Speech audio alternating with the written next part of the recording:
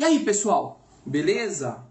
Hoje eu quero conversar com você sobre um tema que preocupa milhões e milhões de pessoas pelo mundo, que é Lúcifer, Satanás, demônio. De acordo com o judaísmo, existe ou não existe? Então, logo de cara, eu trago a nossa resposta para vocês. Nós não cremos nesta figura em absoluto. Não tememos demônio, não tememos Lúcifer, nem o diabo. Porque essa figura, da forma que é citada pelos nossos irmãos cristãos, no judaísmo não existe. O que existe é a figura de Satã, que é um anjo, uma força que foi criada pelo Eterno, com um objetivo edificante, ainda que para nós seja muitas vezes desagradável. Então, para a gente não ficar simplesmente na filosofia, na troca de ideias, eu vou começar aqui a análise de alguns versículos. Então, em primeiro lugar, eu vou para Isaías, capítulo 14, versículo 12, que é um dos versículos, é um dos textos, um dos capítulos das nossas escrituras, que são mais citados pelos cristãos para mostrar que sim, a ideia de Lúcifer tem base nas nossas escrituras. Então, aqui diz o seguinte, leia uma profecia completa que vocês vão compreender sobre o que eu estou falando. Aqui diz assim, Eich nafalta mishamayim helel ben shachar. Como caístes do céu, ó glória, filha da manhã. E muitas vezes a gente vê nas traduções cristãs, principalmente as mais antigas, que dizem o seguinte, como caístes do céu, Lúcifer. E a gente fala, meu Deus do céu, como assim Lúcifer? Está escrito Helel, que vem da palavra Halel, louvor, ou existem outras traduções que dizem estrela da aurora, também tem sentido nisso, mas em nenhum lugar está escrito Lúcifer, que significa portador da luz, mas que representa essa figura mítica que está no cristianismo e que absolutamente não aparece no judaísmo como um anjo que se rebelou contra Deus e etc e tal. Agora, o que é mais importante? Depois de vocês lerem toda a profecia, vocês prestem bastante atenção no início do capítulo. O início do capítulo diz o seguinte, Masabavel Asher Hazá Yeshayahu ben Amoz. Uma visão, uma admoestação sobre a Babilônia que viu Isaías, filho de Amoz. Ou seja, todo este capítulo está falando sobre a Babilônia. E de uma forma metafórica, a Babilônia é comparada a alguém, a um indivíduo que esteve no céu. Comparada a uma manhã, comparada à estrela da manhã. Isso é uma linguagem metafórica que em todos os nossos profetas a gente encontra. Vamos lá. Vamos para o segundo texto que está em Ezequiel 28, 12 e 19.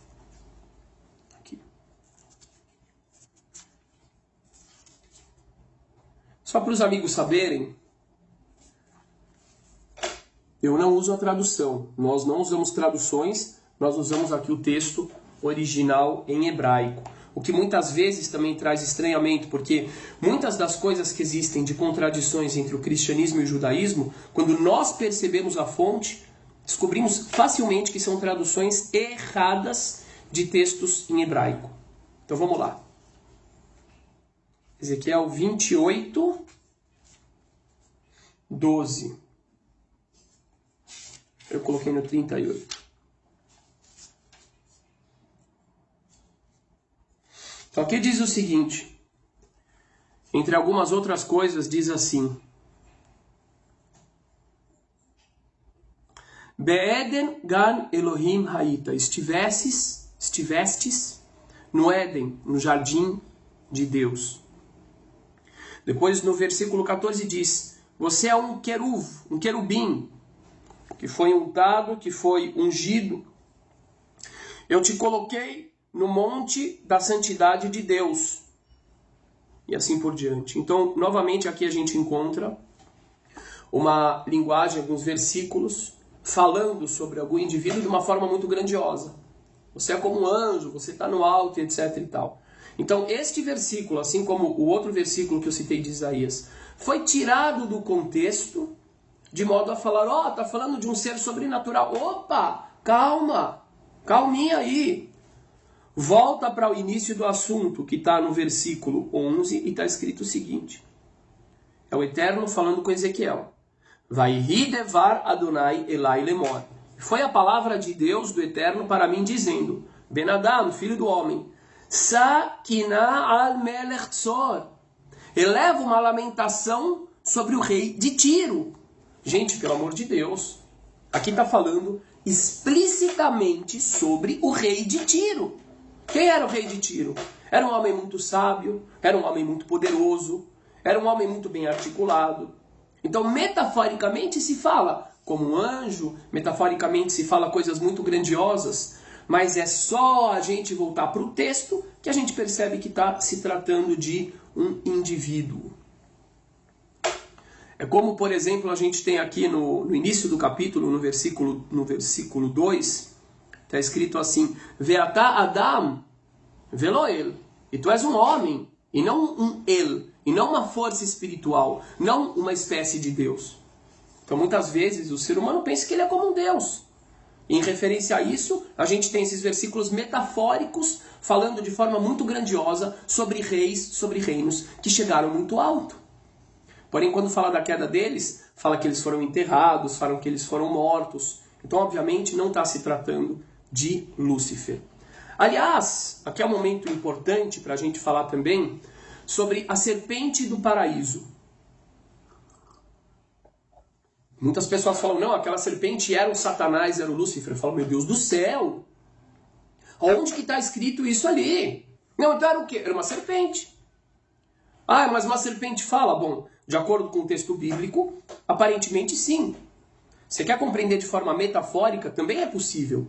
Inclusive é interessante notar que o termo nahash, em hebraico, é muito próximo ao termo nihush, que é a intuição, que é um processo mental, indicando ao fato de que talvez aquela serpente é uma metáfora do próprio pensamento, da própria vontade de Eva. Assim como a palavra etz, que é árvore, que também é estranho, como é que existe uma fruta que dá consciência para o ser humano? A palavra etz tem as mesmas letras da palavra etzá, que significa ideia, conselho, ou seja, também pode ser compreendido de uma forma metafórica. E nós, judeus, absolutamente não temos isso como blasfêmia. Absolutamente não. Então, a serpente do paraíso, para nós, também não tem nada a ver com essa obrigatoriedade de acreditar que se trata de uma encarnação de Lúcifer ou coisa do tipo. Muito bem. Agora, meus amigos, que está resolvido um lado da história, que foi mostrado como esses versículos são tirados do contexto para provar a existência de Lúcifer, eu vou falar como é que o judaísmo vê de fato a figura do Satã, que foi transformada nesta figura assustadora, demoníaca e rebelde, na minha opinião, com o intuito de controlar melhor o povo. Controlar através do medo.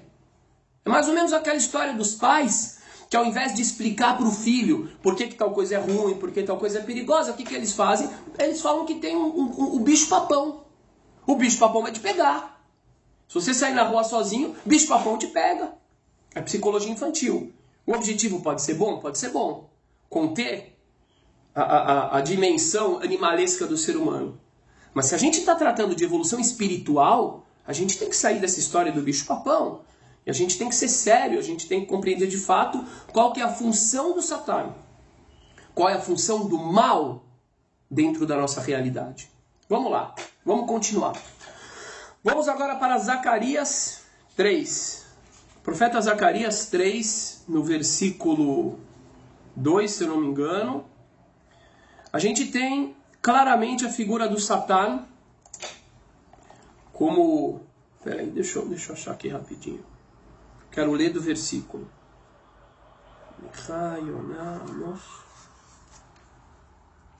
Aqui.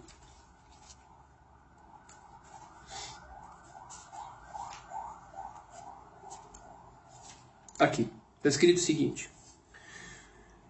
Zacarias, Zechariah, capítulo 3, versículo 1. Vayareni et Yehoshua Kohen Gadol omed lifnei malach Adonai. E me mostrou e foi mostrado para mim Josué, o sumo sacerdote, parado perante o anjo do Eterno. Satan omed al yemino lesitno. E o Satã estava à sua direita para acusá-lo. Ou seja, a gente vê uma coisa aqui muito simples. Satã tem um papel de acusador dentro de um esquema celestial divino de julgamento do ser humano. Onde que está aqui o Lúcifer? Será que o tal do Lúcifer, o grande inimigo de Deus, estaria do seu lado acusando o indivíduo? Obviamente que não. Não haveria essa relação. Mas se ele é recebido como acusador dentro dessa situação do julgamento celestial, então obviamente que ele é submisso, ele faz parte do sistema. Esse é o primeiro assunto que eu queria trazer. O segundo, mais popular, é do nosso querido Jó. Aqui no capítulo 1, aparece o seguinte: Vaihi hayom, vayavou bnei Elohim lityatzeva ladonai. E foi o dia, e vieram os filhos de Elohim, compreendido como os anjos, se postarem perante o Eterno. E veio também Satã com eles. E o Eterno disse para Satã: você prestou atenção no meu servo Jó? Ou seja, existe uma conversa cordial. E aí o Satã argumenta, ele fala: não, seu servo Jó, ele só é fiel por um motivo, porque ele tem tudo. Tira tudo dele e vamos ver o que acontece. O que o Satã está fazendo? Papel de acusador. Mas, de novo, gente, pelo amor de Deus, presta atenção. Dentro de um contexto, dentro de um sistema aceito pelo Criador e submisso ao Criador. Tanto que o Eterno diz assim a ele: ó, faz o seguinte, vai lá, tira tudo dele, só não toca na vida dele. Como é que o Eterno faria um esquema, faria uma conversa dessas com o seu arqui-inimigo? Nunca faria. E o Satã, por outro lado, vai lá e faz o que o Eterno mandou. E não toca na vida dele. Então isso mostra o quê? Tudo aquilo que eu estava falando. Satã, que foi distorcido em Satanás para controlar as pessoas através do medo, nada mais é do que uma força criada pelo Eterno e submissa ao Eterno e que tem um papel edificante, apesar de desagradável para nós, muitas vezes, dentro do sistema do Todo-Poderoso, que é todo edificante. O Eterno nunca criaria uma criatura que depois ia se rebelar e fazer tanto mal e tanto desgosto a ele, como é em relação a Lúcifer, Satanás, que não estivesse dentro do esquema e do sistema previsto por ele. Mas vamos seguir.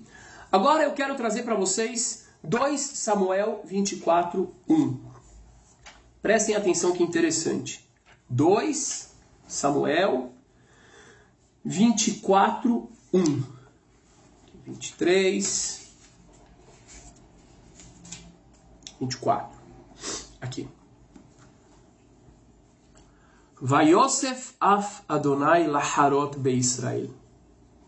E se tornou a ira de Deus em incitar sobre Israel. Vayasetet David bahem lemor lech menet Israel vet Yehudá. E Deus, e o Eterno, ele incitou Davi dizendo: vá e conte, faça um censo do povo de Israel e do povo de Judá. Por algum motivo que não vem ao caso agora, este tipo de ação, se feito de forma errada, o censo do povo de Israel, ele é negativo e ele desperta a ira do Eterno. Agora, o que é interessante ver aqui? Que está escrito que quem incitou Davi foi o Eterno. Procurem aqui. Samuel 2, 24, 1. Agora, vamos para Crônicas 21, 1. Prestem bem atenção. Crônicas vai falar sobre a mesma situação, só que mudando uma palavrinha. E através dessa mudança, vocês vão perceber a prova cabal de tudo que eu estou falando. Então diz assim, falando sobre o mesmo fato. Vayamod Satã al Israel. E se levantou Satã sobre Israel. Vayasetet David limnot et Israel. Incitou Davi a fazer o censo de Israel. Aí você fala assim. Ou, isso aqui é uma brincadeira de mau gosto, terrível, dentro da própria Bíblia, dentro do próprio Tanakh. Porque de um lado coloca que esse fato foi feito pelo Eterno, e do outro lado coloca que foi feito pelo Satã. De acordo com a visão dos nossos irmãos cristãos, que eu digo de novo, que eu respeito como fé alheia, mas aqui eu quero explicar o judaísmo, então eu preciso citar, preciso mostrar por que não cremos nisso. De acordo com a fé dos nossos irmãos cristãos, isso aqui seria uma brincadeira de mau gosto. Porque em um lugar fala que foi o Eterno, e no outro lugar fala que foi Satã, o Lúcifer, o anjo do mal, o rebelde. Como é que ficaria isso? De acordo com a visão cristã, esses dois nomes são irreconciliáveis. De acordo com a visão judaica que eu trouxe até aqui, é muito simples. Satã nada mais é do que um instrumento do Criador, do Eterno, para edificar e para promover o bem. Vou trazer mais um versículo só de Isaías 45, 7, e depois eu vou me aprofundar nesse conceito. Isaías 45, 7. Aqui diz o seguinte, eu vou começar do 6. Leman yedu mimizrach shemesh umima'arava, para que saibam, desde o nascer do sol até o seu poente, que efes biladai, que não há nada a não ser eu, Ani Adonai, eu sou eterno, veem od, e não há nada a mais. Yotzeror, eu formo a luz, o Vorei Rocher, e crio a escuridão. Ose Shalom, eu faço a paz, o Vorei Ra, e crio o mal. Atenção, Ose Shalom, eu faço a paz, o Vorei Ra, e crio o mal. O Eterno cria o mal. Isaías 45, 7. Se o Eterno cria o mal, meu amigo e minha amiga, e o Eterno é completamente bom, isso só pode significar que o mal tem um objetivo bom. O mal não é fruto de uma rebelião, não é fruto de um desvio dos planos divinos. O mal desde o início foi criado pelo Eterno, com o objetivo de dar relevância ao bem. Explicando. Imaginem só uma alma dentro do mundo espiritual, onde tudo é revelado, tudo é claro. Ela sempre vai buscar servir o Eterno, porque ela não tem outra opção. Então, que virtude que ela tem em fazer o bem? Nenhuma. Ela não tem outra opção. Então, o que o Eterno faz? Ele cria um mundo que tem o bem e tem o mal. Para que tem o mal? Para que o mal prevaleça? Não. Mas para que a pessoa, aquela alma agora encarnada, para que aquela alma possa escolher fazer o bem. Por vontade própria e não por falta de opção. E dessa forma, a alma se eleva. Dessa forma, ela se engrandece espiritualmente por ter escolhido servir o Criador. Então esse é o objetivo da existência do mal. Ele não é fruto de uma rebelião, não. Ele faz parte do plano do onisciente, do todo-poderoso e eterno Criador. Agora, para completar, eu quero falar um pouquinho da ética. Eu compreendo que quando o indivíduo, em primeiro lugar, ele tem essa fé na existência de Lúcifer, em primeiro lugar, ele é um indivíduo que morre de medo. Ele tem medo de questionar. E o questionamento em relação à fé, a gente pode ver isso na Torá inteira. Ele é a base de uma construção real. Mas o indivíduo que morre de medo de Lúcifer, de uma suposta punição eterna no inferno, se ele negar um dogma, ele nunca vai conseguir construir sua fé de verdade, porque ele tem medo de blasfemar. Isso quem está falando para mim, quem está me colocando a dúvida é o Lúcifer. Então, se ele não se deixa trazer a dúvida, a certeza dele nunca vai ser certeza. Sempre ele vai ter aquela dúvida dentro dele. Em segundo lugar, uma questão de responsabilidade. Se eu errei, eu assumo. Se eu errei, eu tenho que evoluir para não errar mais. Agora, se toda vez eu colocar a culpa no Lúcifer, no Satanás, eu simplesmente terceirizo a responsabilidade. E assim eu não edifico o ser humano. E de acordo com o judaísmo, se eu errei, o que eu faço? Não preciso de sacrifício, está em todos os nossos profetas já. O que o Eterno quer? Que o indivíduo se arrependa, que mude seu caminho. O Eterno não quer a morte do malvado, ele quer o seu retorno. Isso não é através de sacrifício nenhum. Isso é uma questão ética, é uma questão moral. Então é isso, meus amigos. Respeitando todas as religiões, que eu acho que o que hoje em dia é mais raro é respeito à diversidade. Mas por outro lado, alguns, em nome desse respeito, eles fingem que não existem diferenças e não querem conversar sobre as diferenças. E acabam muitas vezes diluindo a sua própria fé, o que também acho errado. Então, o que eu gosto de fazer é isso. Me perguntam o que os judeus acham disso, eu vou dizer. Qual a diferença do judaísmo para o cristianismo, eu vou dizer. Só que eu nunca vou me esquecer que nós também temos pontos em comum que são muito importantes. E que a gente deve trabalhar em cima deles. E que eles sim são uma escolha em função do bem. Que é ajudar o necessitado, que é promover a justiça, que é ajudar a viúva, o órfão e o estrangeiro. Que é fazer o bem. Grande abraço para vocês, meus amigos. Fiquem com Deus.